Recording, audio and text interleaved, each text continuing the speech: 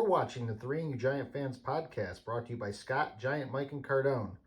We're sponsored by Manscaped.com. Use code AGRYMAN to get a 20% discount and free shipping. And download our audio podcast at Apple Podcasts, Google Podcasts, or wherever you get your podcasts from.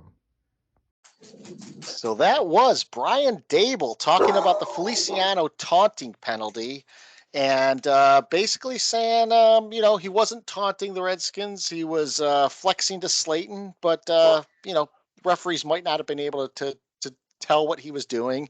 Turning point of the game, we'll get into that. We got a lot to unpack tonight. So we are the Three Angry Giant Fans, and for you on YouTube, you could see we have a fourth. So we have a Washington football team / Commanders fan, Tiffany, with us. Tiffany, Hello. welcome.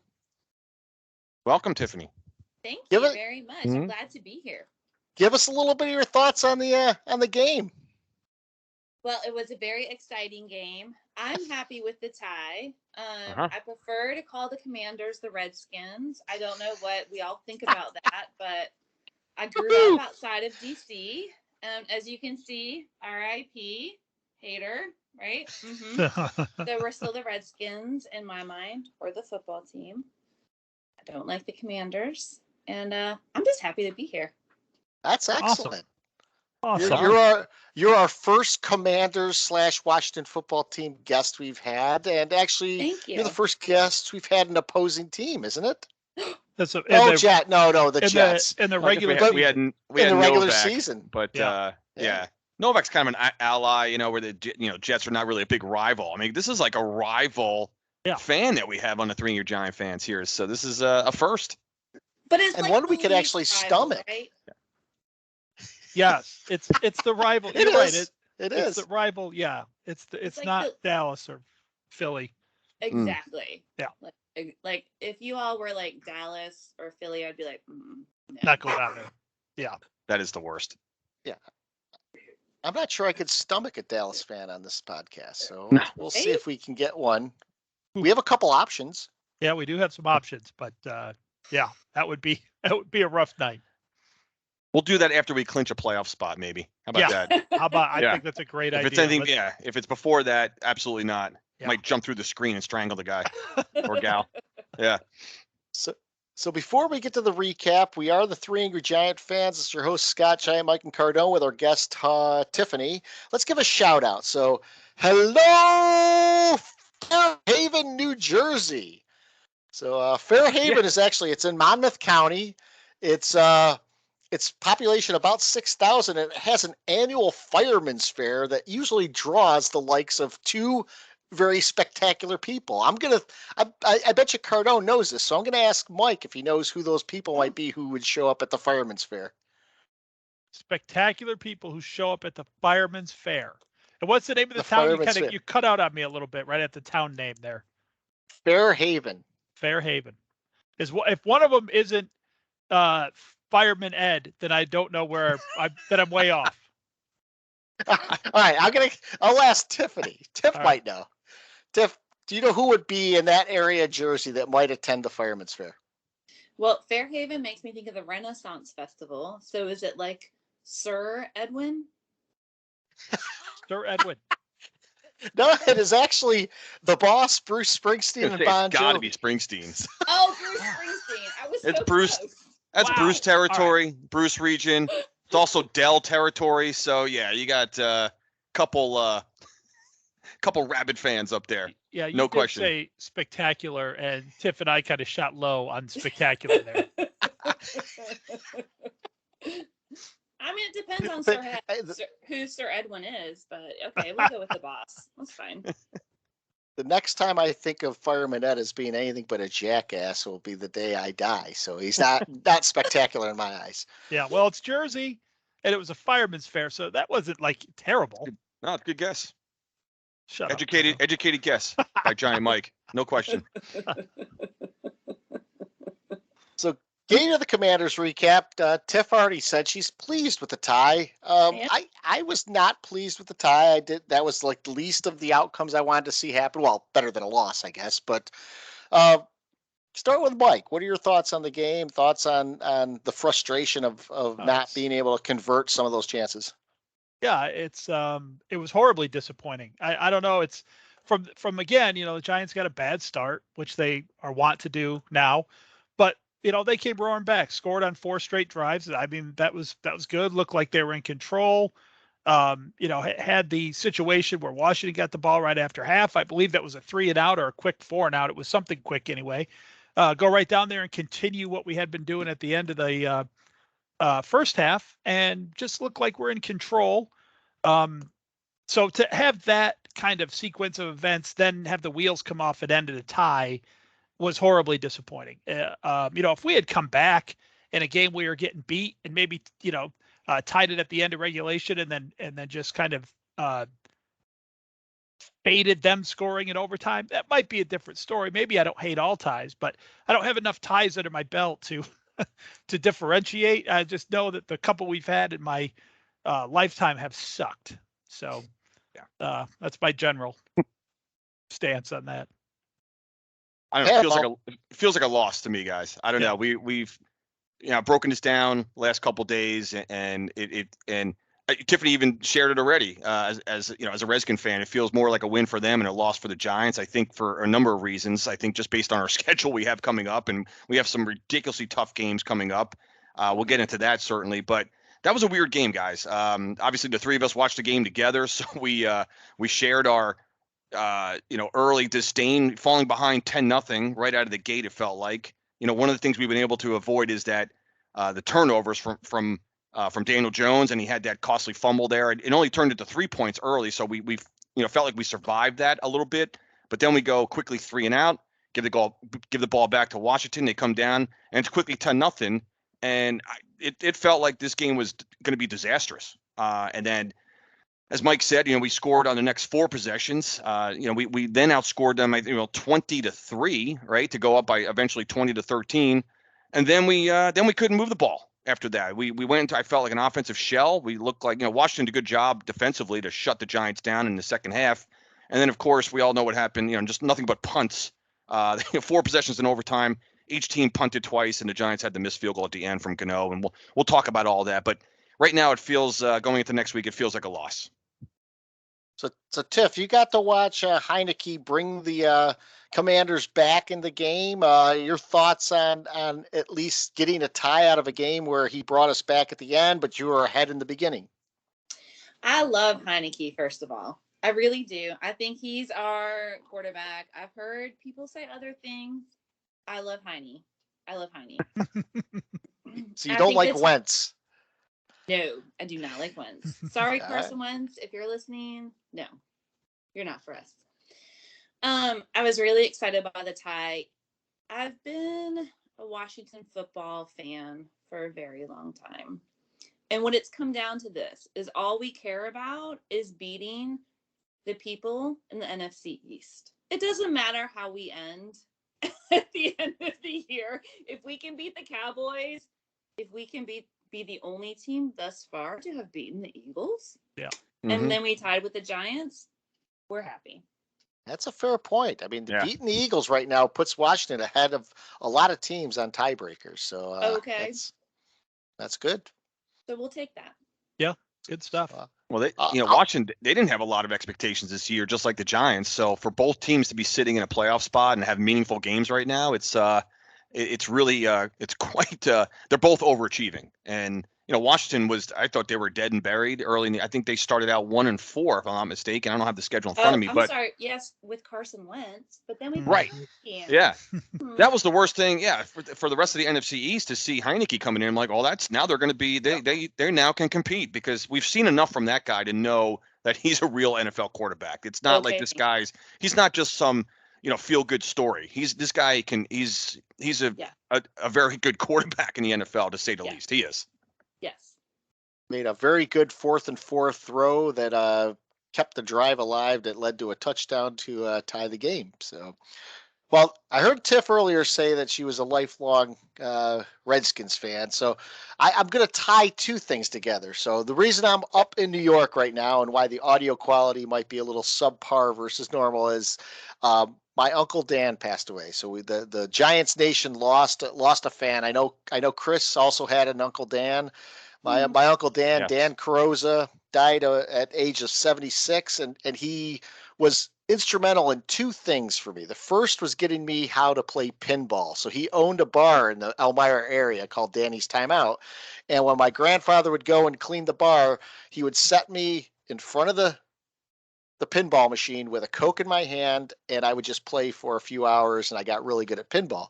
The second thing my uncle helped out with is I had three uncles at the time, and all three of them were Giant fans, and we would sit in front of the TV on Sundays and watch the Giant games. And this was back in the mid-'70s when the Giants were not very good. We would scream at Norm Snead or Craig Morton or whoever the quarterback was. We cheered John Mendenhall, Doug Van Horn, Brad Van Pelt, guys like that, Gary Jeter. So my origins of being a Giants fan really came from my three uncles, Danny, Jimmy, and Peter. And we did lose Danny this week.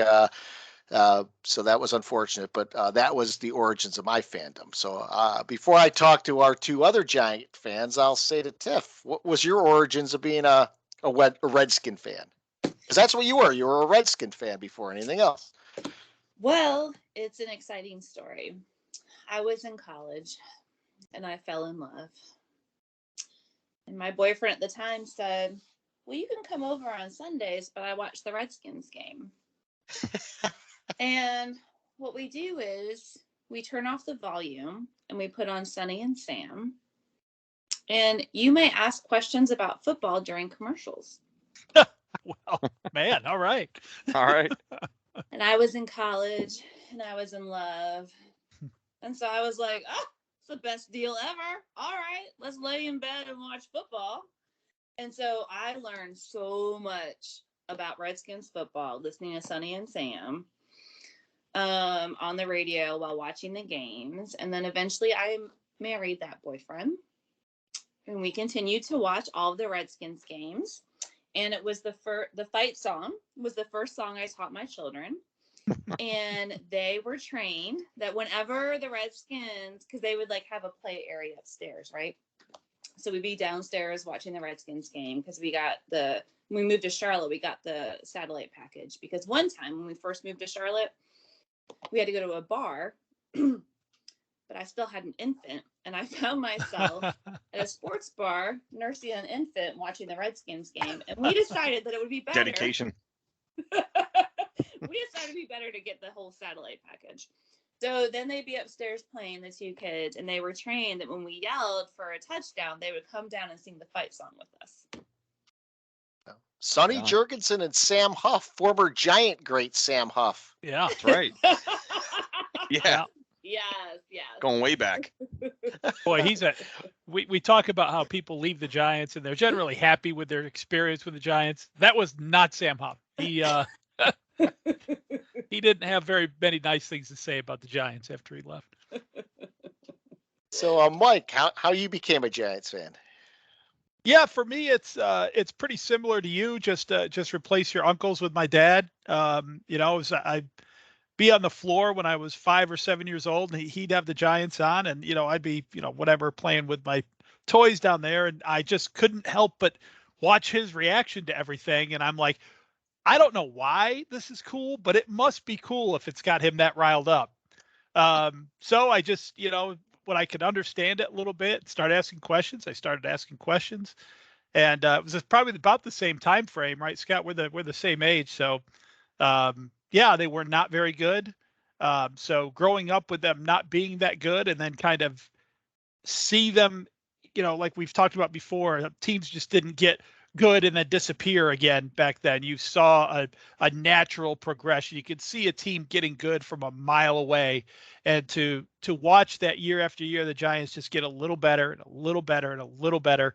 Was a super exciting time in those early 80s. We still weren't great, but you knew every year we were building something. And then of course we all know what that culminated in, and pretty much where we've been for the last 4 decades. Or so since then, although recently it's not been that good. So yeah, kind of the same story, just following my dad around, that kind of deal. And all my friends at the time, believe it or not, living in New York, hated the Giants. So man, we'd watch the games when the Giants scored, I'd cheer, and they would kick the shit out of me. So that's That's probably why I have so much. I'm such a rabid fan, and so get so up and down when I'm watching the game is because all I remember is getting those guys back when the Giants got really good. Cardone? Yeah, like you, Scott. It was definitely in. I was born into a New York Giants family. There's no question. It started all with my uncle Dan, much like you, and my dad, of course. My Uncle Dan was a lot older than my dad. It was like a 13-year age gap between my Uncle Dan and my dad. And so Dan started. I don't remember exactly how he got into the Giants. He just started, and back then, I'm going back to like the 50s. And it was just obviously just on radio, right? So he started listening to the games on the radio, and then by the time they started going to some games, cool little fact: my Uncle Dan and my dad were at the greatest game ever played. They were at the '58 championship game at Yankee Stadium. So their fandom goes all the way back to the 50s and 60s. There were some hard years in there, certainly, 60s and 70s. And, the old Giant Stadium, I think, was built in 76. So my uncle had purchased 4 season tickets before my brother and I were even born, I think, as the Cardone legend has it, I think, if that's a true story, So how he ended up buying 4 tickets because my uncle never married. He didn't have kids of his own. So my dad ended up having, 3 of us. We have an older sister as well. So, but Greg and I were really, we were born into a New York Giants family. And so our first recollection of going to games was, back in the late 70s and early 80s. And another little nugget that was certainly in my memory, at that age in the 70s, again, the Giants were terrible. We weren't going to games yet. And my uncle was one of the first people ever to purchase the old VCR. And anyone who knows remembers the old VCRs, this thing was like $850. It was the size of a fucking like refrigerator, and no one even knew how to operate this thing. But because my brother and I played like soccer or something when we were 8, 10 years old on Sundays, so my Uncle Dan would record the games on this VCR, and we had my uncle eventually had an awesome library of he recorded every single game. He taped over the losses, which was pretty awesome. So even a great game, but if it was a loss, he taped over it. So we only had a collection of wins, but he had a stack of VCR tapes the entire decade of the 80s. So my first recollection is really around 81, Ray Perkins, Lawrence Taylor, when he was drafted, and the Giants made the playoffs that year. Then they had a couple down years. Parcells came in, and then they started winning divisions and championships, and the rest was history after that. So I was just born into a New York Giants family, and growing up in the area, growing up in Lincroft, New Jersey, it was just awesome. So I had no choice but to become a Giant fan, but I've been a diehard fan ever since. Uncle Dan could have been the early version of Big Blue VCR. If he could have turned those VCRs into digital copies. What stands out there from those 3 stories, and it makes sense because we're all about the same age, and we all had it handed down through family, right? But the family members that stuck with that horrendous team.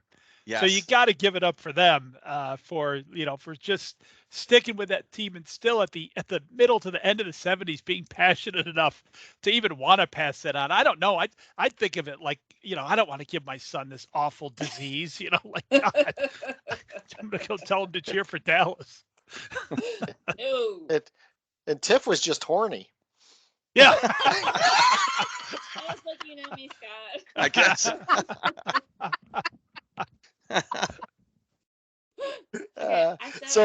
Love, thank you. Yeah, and I just translated that a little differently, but that's okay. It's still a good story. I did like that. But look what happened to me. But look what happened. He's long That's gone. That's exactly right. Gone, Oh, he's long gone. So you got the Redskins in the divorce, kind of, then. Oh yeah. He's like, I don't even know if he watches football anymore. Like, you got him in the divorce. Good for you. That's good. I like that. So going back to the Commanders game a bit before we move forward, I mean, there were some good there from the Giants. We did overcome a 10-point deficit. Daniel Jones, really good stats outside of the lost fumble. There are a couple key drops in there. Slayton had a play where He made a very good catch to put us in scoring range, and then he made a drop that would have put us in field goal range. We had a pass that went down to the 35, negated by Feliciano's taunting penalty. And then we got a big sack on Heineke after we punted late in overtime, got the ball back. We're only able to attempt a 58-yard field goal into the wind. And Graham Gano apparently was only hitting from that direction about 54, 55 yards in pregame. And he just didn't have enough leg for it. On the Washington side, they got up to the 10-0 they got up to the 10-0 lead. We came back, took the lead, and then, like I mentioned before, Heineke with a big, I think it was the play of the game. You could either argue that or the Feliciano penalty was the 4th and 4 throw, which basically tied the game and allowed overtime to happen. Guys, I know we've railed on the officiating, but your thoughts on the Feliciano penalty, thoughts on any other key plays you saw? I got to say, once again, got to give a shout out to both Ojulari and Thibodeau, as they both played well on the edge. Got a lot of pressure on Heineke, and Heineke made some mistakes. We didn't capitalize as much as we needed to win, but we did get some points out of it. Well, I think you just hit on all the big plays, Scott. Certainly. I mean, it's easy to go to the Feliciano, taunting penalty. That's one where it's hard, right? Because if it's not egregious and it's not, a violent type of unsportsmanlike penalty, it's tough to stomach that one. But aside from that, we looking at, after the Giants had the 2013 lead, I didn't realize this. I heard this the other day, and then I'm looking at the stats here. The Giants had a total of 2 yards of offense in the second half, not counting overtime, after they took the lead 20-13. So, and those were all, I think every single one of those possessions was a three and out and punts. And then if you want to count the kneel down at the end of the game, it's, 1 total yard. So, you can't, their offense still has a long way to go. The offensive line still has a long way to go. So they need to put up more points. Washington made some plays when they needed to. They certainly got harassed Jones enough. So the Giant offense still has a long way to go in terms of being consistent and being able to score points consistently. So that's kind of my takeaway. I think from the game really is they did some good things. They on both sides of the ball, but they're not ready to really truly compete and make for the rest of the season. They have a lot of tough games. We're going to talk about whether or not we think they're going to make the playoffs or not. But if they somehow do squeeze into the playoffs, they got a long way to go to be really competitive. So that was kind of my just takeaway at the end of this tie, 50-minute game. I'm sorry, 70-minute game of a tie there. So they got a long way to go. Yeah, it's you guys kind of said it all there. I'll give you a general takeaway for me, and a lot of it was McLaurin. But it wasn't just McLaurin. It's other receivers on the Redskins too, and Logan Thomas.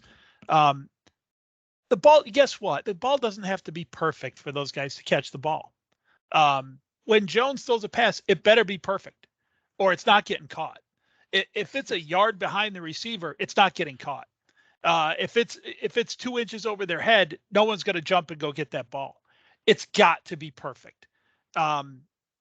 That was the biggest difference I saw. There's a couple. I mean, you're talking about maybe I'm thinking of a different play than the sort of good 4th and 4 throw. But there was another key 3rd or 4th down where Heineke throws the ball 5 yards behind McLaurin, who stops, spins, and catches it with one hand. That's a punt for the Giants. There's no question. Scary. Yeah, he's awesome. He is awesome, Tiff. He's a good player. So that was just my general takeaway.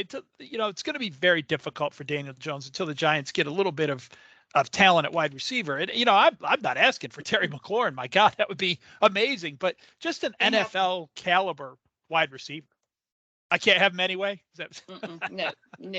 We need everything we can get.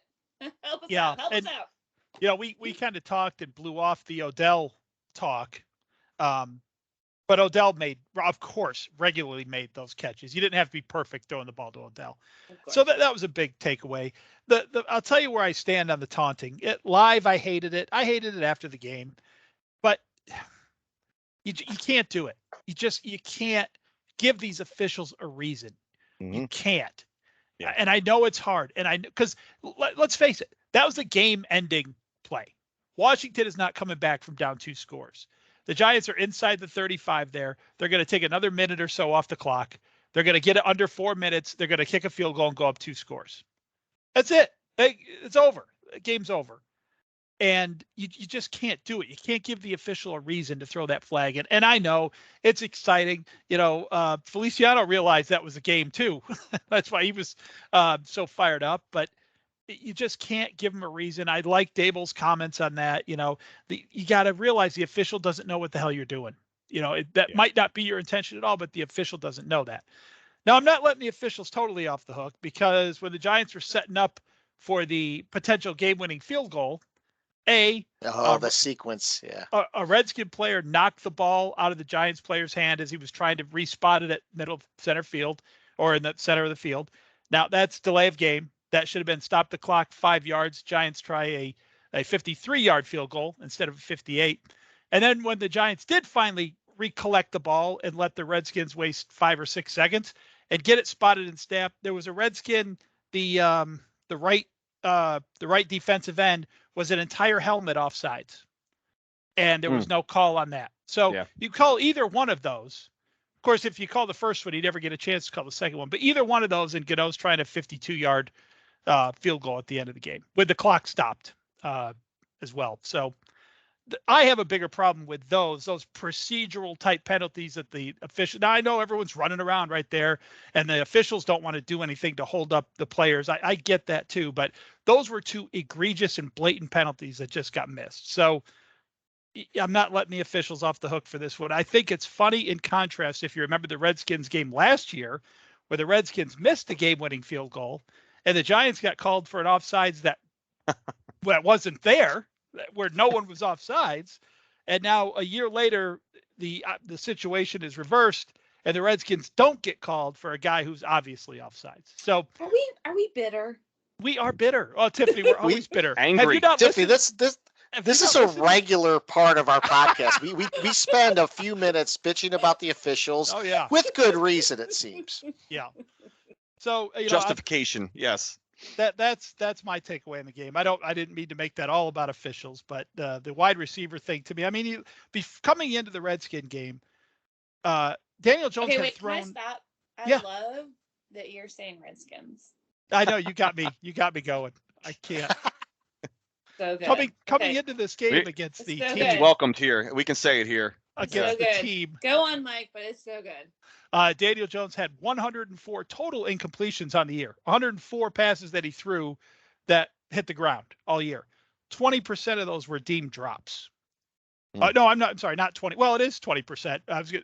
It's actually 20 balls were deemed incomplete, which is 20% of 104, just about. So, and that number, by the way, there is no one else that's even in double digits for that kind of thing. So, as we said the week before, I believe, the last loss, the biggest difference to me when I watch these games is still offensive line and wide receiver quality. Yeah. So Tiff, you're sort of outmanned here 3-1. Well, literally outmanned 3-1. But from a standpoint of a position I'm in. But from a standpoint of a Washington fan, any thoughts you had on key plays or anything you saw that you weren't happy with or happy with? No. that moves things along well. Yeah. It's a firm no. I will say one thing about the taunting, and here's where I stand on the taunting. If you're going to call taunting in that situation when you're not showing up an opponent, but you're actually congratulating your teammate or congratulating a big play, then you should call taunting anytime there's a feed me gesture, anytime there's a spin the ball after a first down. I don't know if you guys saw A.J. Brown for the Eagles. He pointed to the Titans bench after a touchdown and ran right up down the sideline looking right at him. How is that not taunting, but Feliciano flexing to his teammate is taunting? And that's about – go ahead.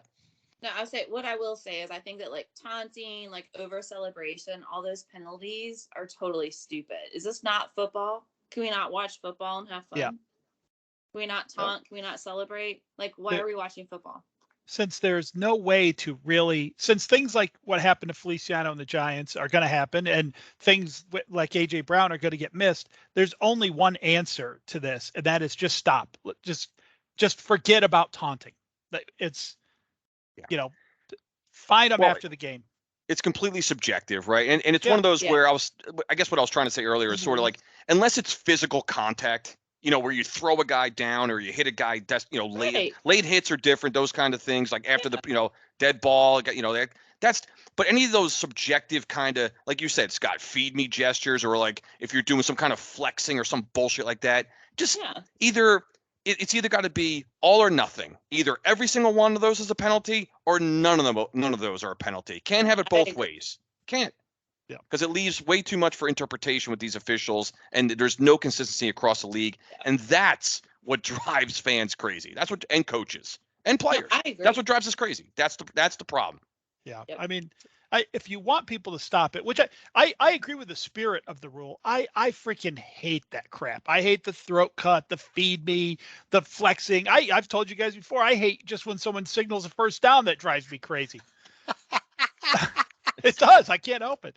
But you can't have it be such a critical, crushing penalty, because for the most part, you got to think about what's happening to make somebody do that. That's almost always going to be at a critical point of the game. Mm-hmm. You're not celebrating a 5-yard loss or a 2nd and 7 run for 4 yards. Yeah, right. So, they have to lessen the blow on that thing, because that is just stupid to lose a game because of that, or to lose a key play, or, people don't come to see that crap nullified. I mean, they're there to have fun and watch the game. And, I've said from the beginning with taunting, make it a minor penalty, an after the play 5-yarder or something. But then if you hate it that much, hit them with a gigantic fine and let them know, if you get called for this penalty, it's $250,000. So, think about it before that's excessive. But that way you can just hit that, that one jack off then gets penalized. Don't penalize the team 15 yards and cost the team a potential to lose the game. Find that one asshole, like you said, hit him in the wallet, and then let the game just, play itself out. Yeah, we could talk about this like forever. Yeah. And we could point out a similarity here. The last time we tied Washington was a game in which Michael Westbrook caught what would have been a game-winning catch and took his helmet off, I believe, or did something to signal first down, and he was penalized 15 yards, and that game ended up in a tie as well. Was that the 97 game? It was. It was. No, it was. Scott, we were talking about this before you came on, the three of us, and I think that may have been. No, actually, I don't know if that was the Gus Frerotte game. No, it wasn't the Gus Frerotte game. It wasn't. The Gus Frerotte was different. That was a different one. I think, yes. But this was a prime time game. It might have been Thursday night. I do remember him ripping his helmet off at the end of the game, and it cost them. I want to say, and it cost them. I think they a lot of yards, right? 15 yards on a missed field goal at the end of the game. I think, wasn't it? Yeah. Something like that. Yeah, we're going way back, but. So before we get to the Eagles preview, we have a Washington fan with us, and how do you feel now that the Giants and Washington are neck and neck about this Giants-Eagles game? Do you want to see the Eagles beat the Giants? I know we all hate the Eagles. Or do you want to see the Giants beat the Eagles? No. Out of all of the NFC East, you and I can be friends. Anybody else? No. No. The Eaglets? No. Cowgirls? No. No. I'm okay with the Giants. If it has to be you, it has to be you. I prefer it to be me, but if it has to be you, it's okay. And really what we're coming down and setting up is a week from now, after the Giants play the Eagles, it's that rubber match against Washington, which now comes down to a single game rather than one team having to sweep the other. And we actually, both of us did ourselves a favor because we helped ourselves against tiebreakers versus teams that were ahead of us, because now they need an extra win versus us because of that tie being there. So yes. Now if we tie a second time, that really screws the pooch. But we won't. We'll beat you. It'll be okay. So what do I always say, especially when an NFC East team has a tie? That tie is going to fuck the Giants. Yes. I am always 100% sure, like, the Eagles go and tie Cincinnati. I'm like, I freaking know that tie is somehow going to bite the Giants. How come I don't feel like this tie is going to play into our advantage at all? Like zero. There's no chance this I'm tie with you, Mike. actually helps us. There's no chance. Because we're not beating the Eagles this week. We can get into predictions and our game cast for the Eagles, so it's trouble. If the Commanders, the Redskins Commanders can beat the Eagles, the Giants can beat the freaking Eagles. Come on, man. Feel it. Feel the power. Come on. Yeah, any given Sunday. Is that the mantra here? I like the enthusiasm, Tiff. We would have maybe 5 weeks ago been puffing out our chests thinking we could win this, and now all of a sudden we're getting beat down to the point where we're reliving the last 3 years in the last few weeks, and now that's your problem. You need to breathe the positive energy into the universe that says that the Giants can beat the we're going to Eagles. do a spin-off podcast with Tiff that just focuses on crystals and meditation. I don't think Cardone's buying into the positive energy. Well, it's going to be Chardonnay. Costanza tried mediation, I think, when he was trying to get rid of the flu or something like that. He went to go see a natural healer. He had the fucking triangle over his head. It's like, how did that work out? I don't think it worked out for him. That was one of the episode. early seasons. Yeah, the triangle didn't work. We'll just call it wine, meditation, and breathing deeply. That'll be our next podcast. Oh, I'm so there. I got you, fam. I got you. That's all right.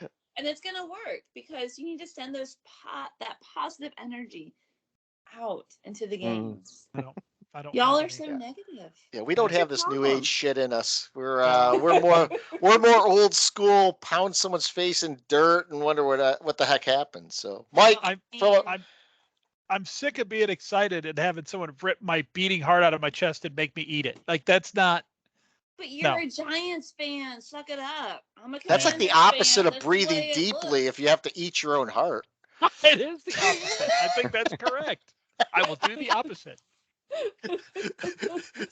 So Mike, the preview for the Eagles. What are your thoughts on this game coming up? I just, how can you think anything positive right now? As a perfect lead into this, right? I just don't. I'm kind of a realist, and I want to be excited. I want to say, bring it on, let's go. But there is nothing this team has done the last few weeks, since the bye and before, that has me thinking anything is possible. The Redskins, when they beat the Eagles, they had some mojo working at that time. We do not have anything working right now, and maybe this is where we get it. Tiffany's got it working right now. Yeah, she's got some mojo going. Maybe this is where we find it. Maybe this is where we get it. But why? How could you possibly predict that to happen with what we've seen? I just, in the great words of Mr. T, pain. Mm-hmm. Prediction, pain. Yeah. You the has-been? It never was. Bad. Cardone. Tell your wife, come over to my place. You want to see a real man. Well, yeah. This feels more hopeless than going into the Thanksgiving game at Dallas for some reason a couple weeks ago. How are we stopping Jalen Hurts? Yeah. How are we stopping A.J. Brown, Devontae Smith? And the defense, the Giant defense hasn't been playing that. They've been playing good. Yeah. But I just see Jalen Hurts. I can see him just running around 10, 12, 14 yards at a clip. Just pick any, go around right end, go around left end. How are we stopping that? We're not. Giants are not stopping that. And then offensively, we just can't. Again, teams have figured out how to bottle up and stop Saquon Barkley. The Eagles, they're going to have a good game plan. I really feel like this game is, and it doesn't matter that it's at home. And the Giants are, again, having one of these seasons. I know we have some, home wins this year. And it's when the Giants, when they have been good, for whatever reason, and almost goes back to I can even think back to like the Phil Simms era. Now, obviously, we won a lot at home at that time, but the Giants play better on the road. It feels like, when the Eli Manning era, it was always road wins, right? We went on Super Bowl runs. He always had his best games on the road. This feels like one of those weeks where I just see the Giants getting demolished at MetDeath. It's back to MetDeath again. It was MetLife a little bit earlier in the season. That stadium, it's MetDeath again all over. And I really, without even breaking down the X's and O's, Scott, honestly, this is one of those games where, and it just feels like we have no chance of winning. I know we predicted like a severe loss against, Dallas a couple weeks ago. This again, a score-wise, I don't see how we keep this within 2 touchdowns of the Philadelphia Eagles. The way they're playing, because they need every win right now. I mean, they're playing for everything. Of course, they're trying to wrap up. They're on their way to a 1 seed and a division title and all those things. So, I don't see how the Giants can really. I just don't see us stopping Jalen Hurts at all. The guy's playing MVP caliber football, and I don't see how we're going to stop him. Yeah, I know. Tiff, you mentioned, the Redskins, they went into Philly on a Monday night. I think it was, and that was just, Philly was due for one trip up, right? There's always, you're not going to go, I don't care. They're not going to go undefeated. You're not. No, Washington played a good game. No, I know. They played an excellent game that night. So I'm not taking anything away from Washington that night, but no, I'm not. They played great that night. But to your point earlier about, any given Sunday, this is not any given Sunday at MetDeath on Sunday. This is a token loss Sunday is what I'm predicting for the Giants. As Mike just said, pain. We're going to see a lot of it for the Giants. I don't see how. It's funny. I'm looking at my screen here, and one of the articles, and I don't know who this guy is, but it says, I just see the headline, "Why Joe Fortenbaugh likes the Eagles over the Giants." What the fuck? Like, why he like? How about the fact that they're just dominating? That they're 11-1, and the Giants just are not good. Like. This guy. Why Joe Fortenbaugh likes the Eagles? Why Joe Fortenbaugh likes the Eagles over the Giants? What in the world do I even? It's a 41-second video. What the fuck do I have to waste my 41 seconds of my life for and listen to what Joe Fortenbaugh how he's going to break down that game? Do we even know him? No, I have no idea. He could be.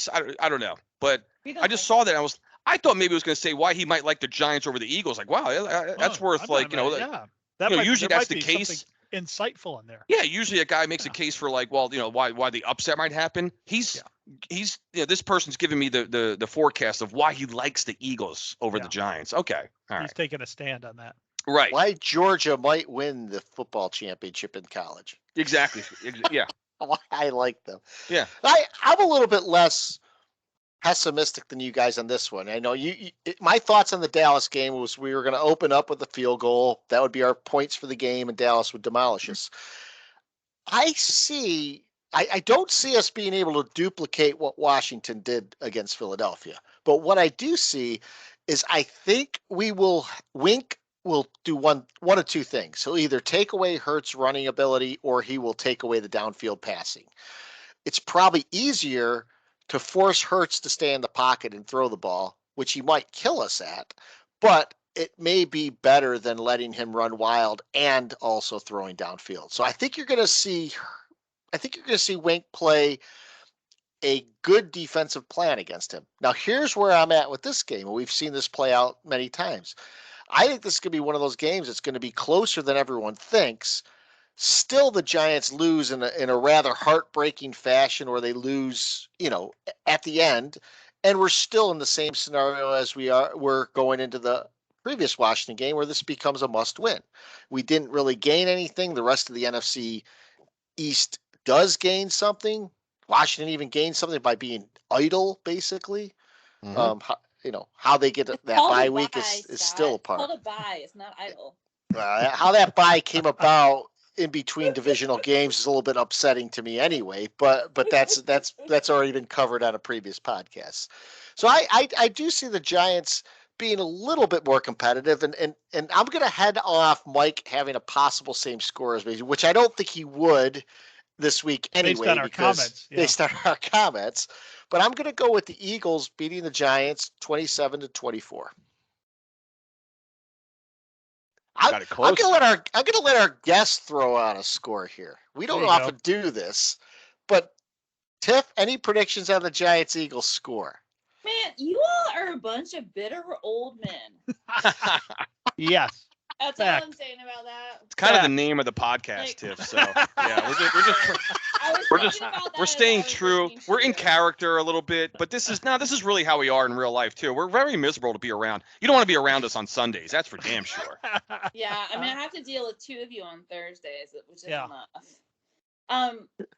But I was thinking, like, you all really are like angry, bitter people. Like, why not just like have some faith? Be like, George Michael's dead. That's right. Wait, are we gonna sing Wham now, Scott? No, but he's the one that's saying you gotta have faith, and even he croaked. If you want to break into Last Christmas by Wham right now, Tiff, I'd be happy to join you on that one. You know, Scott loves music that I play at the bar. There you go. Just letting you know. Rick Astley is his favorite. I'm just saying, I feel like you all could have a little bit more. Likes a little ABBA. I will do the Carlton to Never Gonna Give You Up if the Giants beat Philadelphia next week on this podcast. All right. You're going to do that anyway.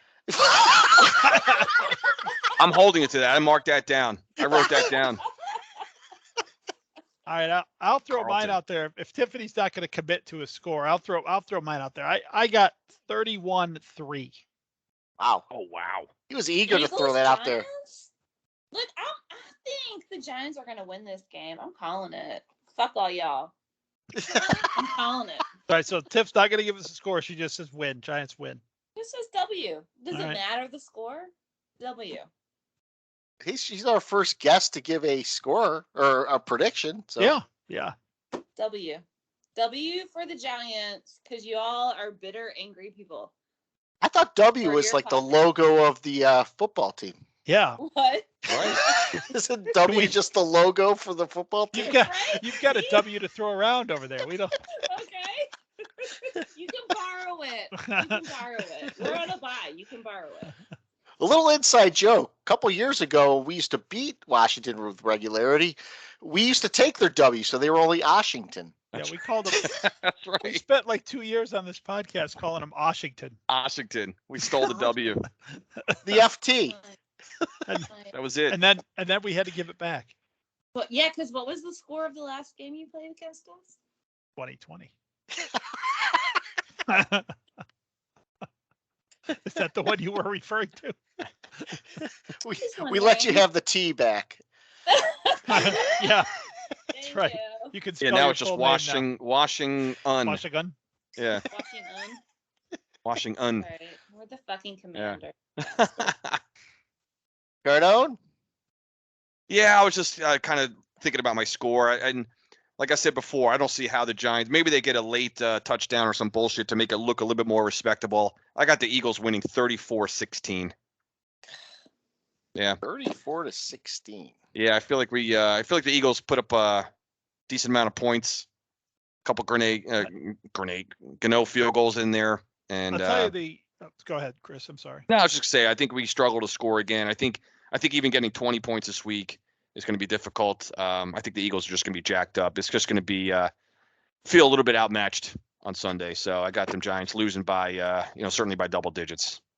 The only way I can see the Giants able to score points and move the ball with regularity, and this is possible, is if they decide we're not going to change our defense because this is Saquon Barkley. We think we can play these guys straight up. If they do that, that's a mistake, and Barkley will get them. But I don't know whether or not they would do that. I do think it's a possibility, but they'd have to come back. When Barkley rips off a 75-yard touchdown, that would stop right there. So I just don't see, as Cardone mentioned, teams are they've figured out how to keep Barkley bottled up. And a big reason for that is because the offensive line can't stop them from doing it. And when we try to make them pay, our receivers drop the ball. So, until we get an offensive line and receivers, we can beat teams that we are about on the same level as. Every now and then we'll jump up and beat someone that's a little better. Every now and then someone that's a little worse will jump up and beat us until we find a way to have consistency up and down. On the offense, the defense already, I think, right now is a lower tier playoff defense. Yeah. To me. True. But I say this, we say this every week though. Like the Giants right now, they're not finding ways to get Barkley out in space. We don't have a fucking screen pass in our offense. The only team in the NFL. It's impossible. I thought that was a Jason Garrett thing, with that offense, and no, it's just it's continuing, with our play calling. Maybe because the offensive line can't hold their blocks. I don't know what it is, but we can't seem to get Barkley in the passing game. Jones ran a little bit on some read options. I think what do you have 10 carries for 71 yards. So yeah, he's going to have to continue to do that. I know he lost. He fumbled on the first drive that killed some momentum. Does the game go differently if he doesn't there? And who knows? I don't know. We don't know.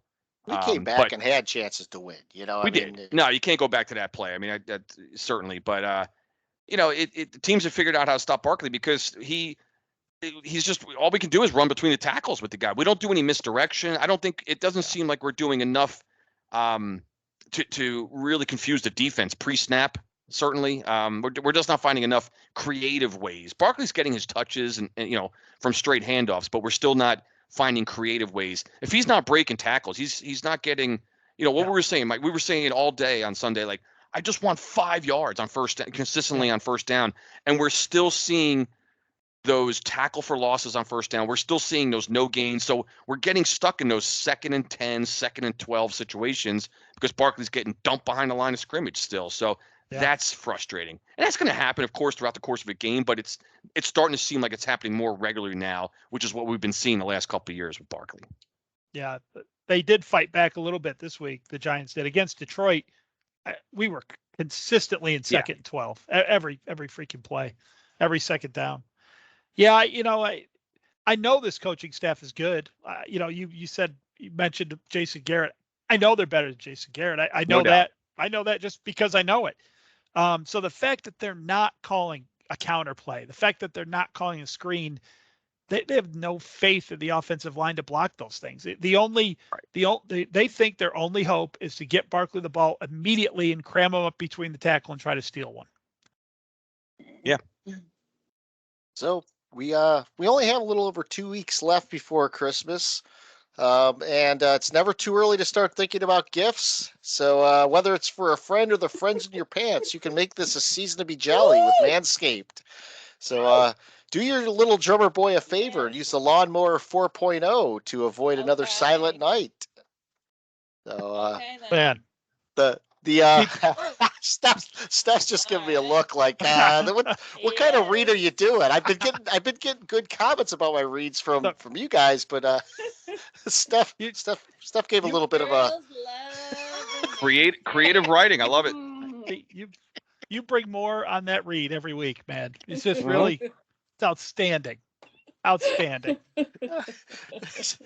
So I know we've droned on about Manscaped, not just on this pod, but in other places. So I think even Tiff's heard about it. Oh, yeah. I mean, I think manscaping is tremendous. There you go, boys. Good products. Good stuff. You don't have to hear it from our 3 ugly asses anymore. There you go. There you go. Yeah. So you guys got any pet peeves this week? I'm not going to put our guest on the spot immediately, so I'm going to let Mike start and see if he's got a pet peeve.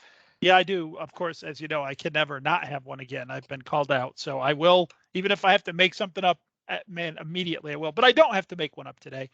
I didn't write anything down for it, so I'm going off the cuff a little bit. But so I was listening to the radio this morning, and they came on and they were talking about how some of the sitcoms in the past. This is an off the field pet peeve. I haven't had one of these in a while.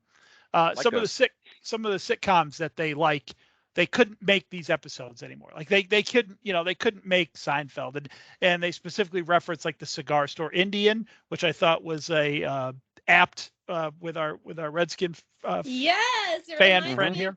Old Town Alexandria.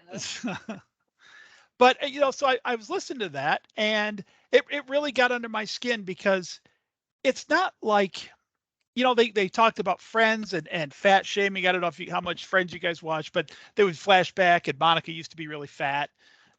So they talked about fat shaming, and of course the people on the broadcast were saying like, well, you didn't know what you didn't know back then. And so the guy who's the counterpoint, who I agreed with tremendously, was saying, yes, we did.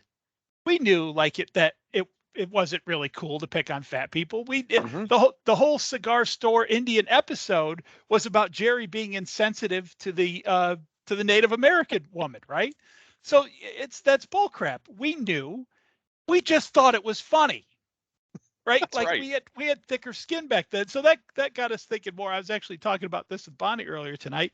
And so I don't think, they'll tell you, well, the audience has changed. Their sensibilities have changed.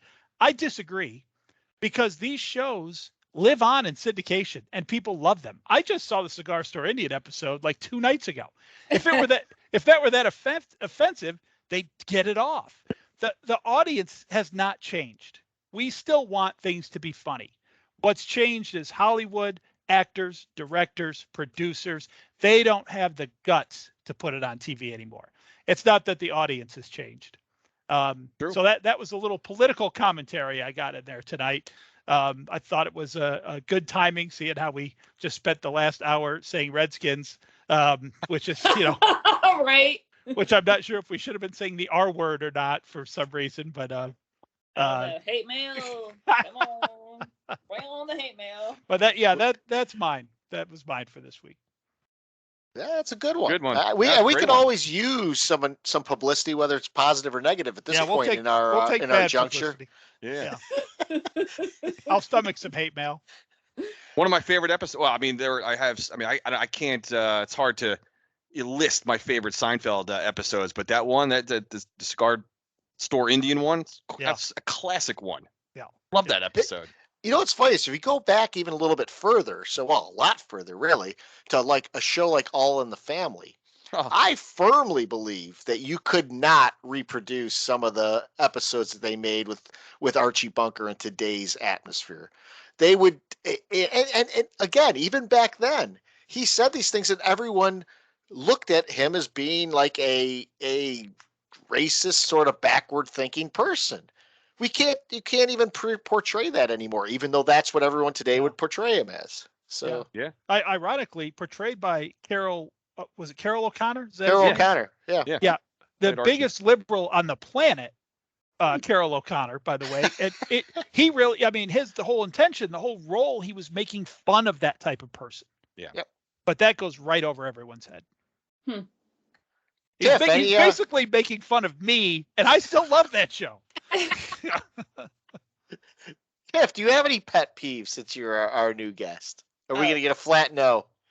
No, the pet peeve is manscaping. The lack of it, or the manscaping? For or against? Yeah. I'm in the middle. Ah. I'm in the middle. Oh. There's just, and this is why. See, I'm helping you out. This is why you need the right tools. Because you don't want too much gone, but you don't want too much there. So if you had, a woman still needs a man, but not a dolphin. Yeah, but right. Not all of that. Yeah, I love the point. I love the point that even if you don't take it all off, use the tools you're given to get it in control. Put on use a tool. You don't have to go bare. Put it on the number 1. Put on the number 2. You could use a tool like the lawnmower 4.0, but use a different accessory. It's got different settings. Yes. Yeah, it's got that right. Yes. Awesome. So we've been kind of portraying this as you go Michael Phelps when you use these things, and we don't need to go Michael Phelps. To Tiffany's point, it's an excellent point. We don't need too much in our teeth. Yeah. You just got to neaten it up. Yeah. Brad Pitt does well having a little scruff on his face, so why not other places? Now I find this out after I don't have a hair on my ass. Okay. Hair on just your ass. neaten it up. That's all it's about. Just neaten it up. We're all good with that. I like that. That was both a plug and a pet peeve. Yeah, exactly. That's professionally done. Yeah. And some good holiday tips. That's right. Yes, fam. Yes. You're with the family. Life is tough. You got to do what you can to make it worthwhile. Right on. Trim where you need to trim. Have some fun at night. Okay. All right, we got you. Cardone. Yeah. Pet peeve, Yeah. Cardone. Yeah, I'm gonna, I guess, bring mine back to the football world here, but it's still like off the field, if you will. So, gonna keep up with my trend of the sports media because you know how I feel about these people. It's the whole institution. I don't know what I despise more, the people who officiate the game or the ones that talk about it in the in the studio or breaking down the game. But this is the time of year where games really start to matter, right? So we all are familiar. And this is interesting coming off, especially with our tie with the Redskins there. So we're all familiar with wins, losses, and ties and tiebreakers and all those kinds of scenarios. But once again, I heard it happened to be specifically, we were talking about the Tampa Bay Buccaneers because football can't exist. At least we got the dick, in Green Bay. I think they finally have given up hope with that asshole. Thank God, right? Even though they, coming off a win, whatever, against Chicago. Chicago, by the way, has a little E next to their name. So, Justin Fields and the whole thing, they're the first team to be eliminated in the NFC, but don't want to, talk about them anymore. Potential MVP, Justin Fields, is eliminated? They already have the little E, the small. I love how it's a lowercase e next to the team name there. So they're the first team in the NFC to be officially eliminated, which is great. But no, I'm talking about the media, and so I'm specifically talking about the Buccaneer game. So after they had this great comeback, right? The 17-16 against the feeble, mediocre New Orleans Saints at home on Monday night. I don't know if you guys watched that game. It was painful to watch, but as you saw the game turning at the New Orleans had a 16-3 lead.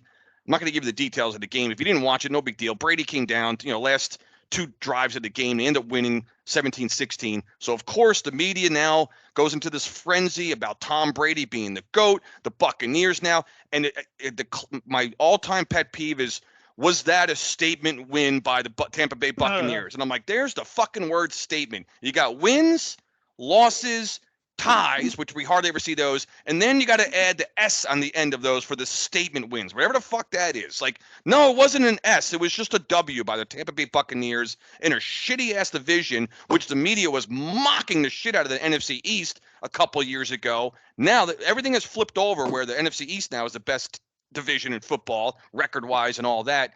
But I'm hearing on, Monday night after the game and then all day Tuesday about the statement that Brady and the Buccaneers made for their playoff push and for they're fucking 6-6. I don't know how far no one's betting on Tampa Bay winning another Super Bowl or going anywhere, but they didn't make a statement. All they did was beat the fucking Saints by a point at home after being down by 13. That's it. Move on to the next week. That's what they did. Someone has to win that division. It may as well be Tampa. So what? Stop it with these statements. Stop it with the statement wins. They can't come up with something new. They can't come up with something creative. So we still have to hear the same regurgitated bullshit. And whenever there's somebody has to win that division. That's it. I'm sure when Tom Brady looks back on his career at his Hall of Fame speech, he's going to go 6-6 Tampa Bay my last year. When we came back from 2 touchdowns down to beat the very mediocre Saints. That is my legacy in the NFL. Yeah. I mean, you know what the statement that he made was? We're mediocre. That was the statement. Right. You're dead on, Chris. That's a great one. If there's anybody in this league who's made more statements than any other player in the history of this league, it's Tom Brady. Yeah. TB12 or whatever the fuck they call him. Yeah. So certainly coming back on Monday night to beat the New Orleans Saints. No, that wasn't a statement. It just meant that they got to 500. And now they have, I don't know, a game and a half lead or whatever it is over the Falcons. That's it. That's what they did. They accomplished a W. In Susie Colbert and Steve Young's recap of that game, I was wondering, can we go back in time? Not even that far. It's probably happened this year. But coming back from down 13 with 3 minutes left happens pretty much on the regular in the NFL. It's not. I mean, you have to score, get a stop score, so it doesn't happen every week. But they didn't come back from down 28 with 5 minutes left. Yeah, that's stupid. Yeah.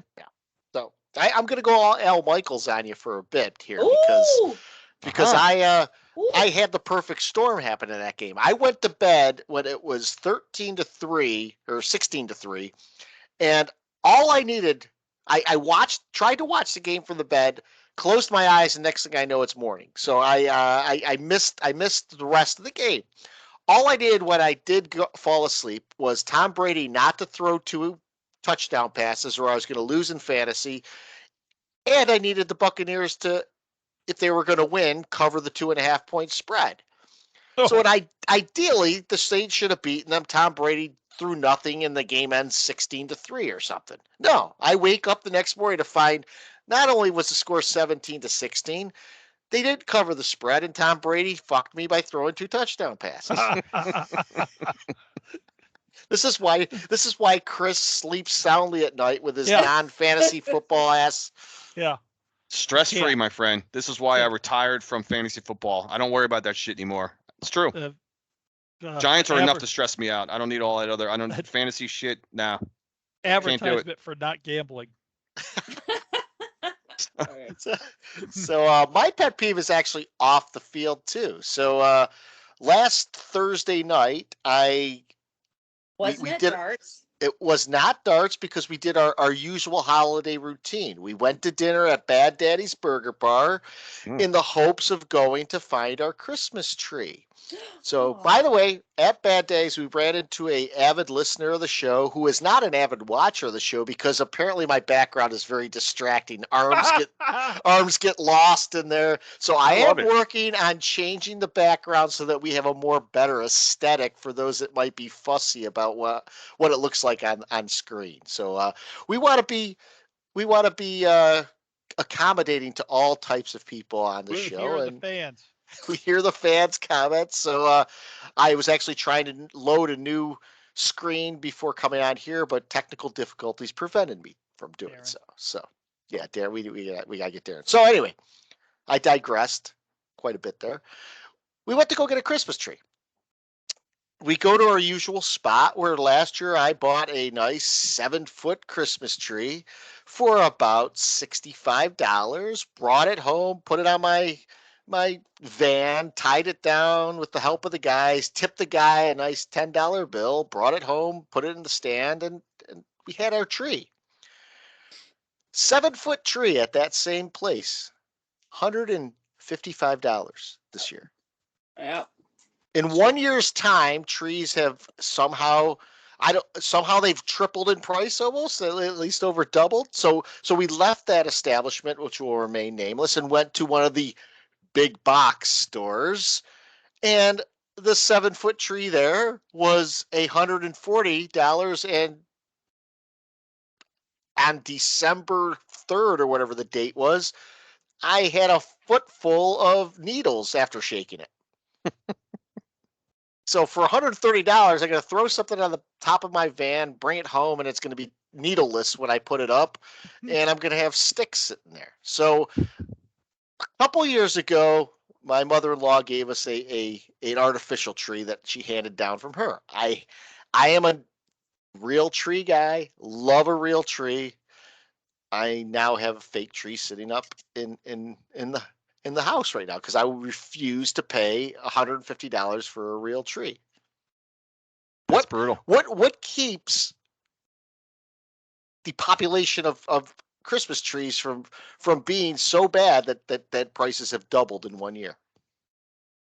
By the way, go ahead, Chris. No, I was gonna say, like you said, like $155 for a 7-foot tree. That's over $22 a foot.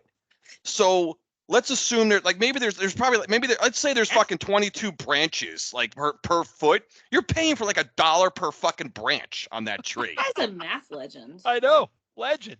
Right? It's like $1 a branch. He's going off on this with his 3-footer back there behind him in the I know. corner. That's what I got. His Charlie Brown. Hey, don't sell. It's 4.5, by the way. 4.5 footer behind me. Yeah. Objects in mirror are smaller I was than they gonna say, appear. it's all the way back in the distance there. It's actually really, it's exactly objects, Actually, much bigger than they appear. He just has a 17-foot television. I was gonna say. That's I was it. gonna say its ceiling is 35 feet high, but